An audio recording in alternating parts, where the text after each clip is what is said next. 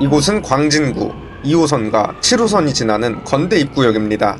행정구역상 건대 입구역을 기준으로 북쪽은 건국대학교가 위치한 화양동, 남쪽은 뚝섬 유원지가 있는 자양동으로 구분됩니다. 오늘 제가 소개해드릴 특별한 꼬마 빌딩은 자양동에 위치해 있습니다. 건대 입구역 5번 출구로 나와 한강 쪽으로 8분 정도 걸으면 아담한 사이즈의 건축물이 눈에 띕니다. 이 작고 귀여운 꼬마 건물의 이름은 라일락으로 5평 대지 위에 바닥 면적 2.2평 규모로 지어진 초소형 3층 건물입니다.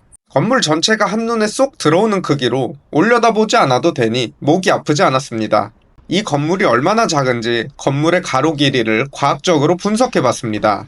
제 발크기가 280mm 정도인데 13걸음이 나오는 것을 보아하니 이 건물의 가로 길이는 3.3m 정도로 확인됩니다.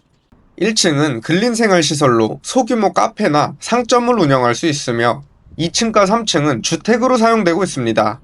과거 이곳 1층에서 카페를 운영했던 적도 있지만 현재는 망하고 공실로 방치된 상태입니다. 건물 외관 디자인 자체는 깔끔하니 괜찮은 것 같은데 5평밖에 되지 않는 땅이 하필이면 또 삼각형 모양이라 건물 모양은 다소 예쁘지 않은 모습입니다.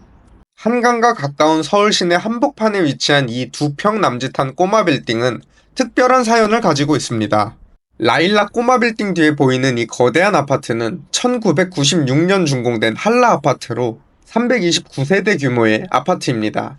1996년 한라 아파트 건설 당시 이 5평 자투리 땅의 일대 주인은 아파트 분양권을 받기 위해 이 땅을 1,000만원에 사서 알박기를 시도했습니다. 일대 주인이 건설사 측에 아파트 분양권과 말도 안 되는 매각 금액을 제시하자 결국 건설사는 이 토지 매입을 포기하고 경계선에 울타리를 쳐버리게 됩니다. 이후 알박기에 실패한 이 땅은 20년 넘게 방치되다가 2018년에 결국 4,500만원에 팔리게 됩니다. 소유권 이전을 마친 두 번째 주인은 과감한 도전을 하게 됩니다. 5평짜리 자투리 땅에 건축 허가를 받고 건축을 하기로 한 거죠. 도로와 접해 있어 건축 허가는 문제가 없었지만 이곳은 3종 일반 주거지역으로 건폐율이 최대 50%까지만 허용되기 때문에 5평 대지 중에서도 절반가량만 건축을 할 수 있었습니다. 결국 두 번째 주인은 6개월간의 기나긴 설계를 거쳐 건축비 약 5천만원을 들여 이곳에 조립식 목조 구조로 3층 건물을 세우게 됩니다. 건축 과정은 미리 공장에서 조립식으로 각 층을 만들어 놓고 현장에 싣고와 조립하는 방식으로 이루어졌습니다. 그렇게 해서 1층 바닥 면적 2.2평이라는 대한민국에서 가장 작은 꼬마 빌딩이 탄생하게 된 것입니다. 건축에 걸린 시간은 총 2시간으로 오전 중에 모든 과정이 완료되었다고 합니다. 아침에 나갔다가 점심 먹으러 집에 들어온 주민이 잠깐 나갔다 온 사이에 집 앞에 건물이 생겨 깜짝 놀랐었다는 이야기도 들을 수 있었습니다.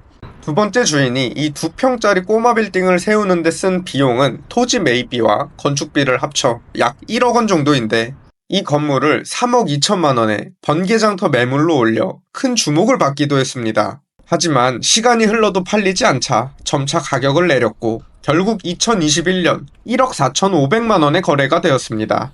이 자양동 꼬마 빌딩은 2.2평 남짓한 각 층의 내부 공간을 최대한 활용하려고 했으나 여러 층을 오르내리기 위해 대부분의 공간이 계단으로 사용될 수밖에 없었습니다.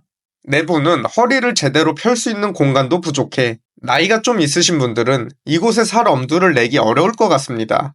아무것도 하지 못하던 자투리 땅에 건축을 하여 활용하는 것은 좋은 아이디어였으나 개인적으로 이곳은 공간이 너무 협소하여 상업시설이나 주택으로 활용하기에는 쉽지 않아 보입니다. 게다가 건물 바로 앞에는 자동차가 밤낮으로 다니는 도로가 있어 소음과 매연 문제가 다소 있어 보였습니다. 구독자분들이라면 이 건물 얼마에 사시겠습니까? 댓글로 여러분들의 생각을 알려주세요. 유익한 부동산 이야기 더 듣고 싶다면 유튜브 여우대장 구독과 좋아요 간곡히 부탁드립니다. 감사합니다.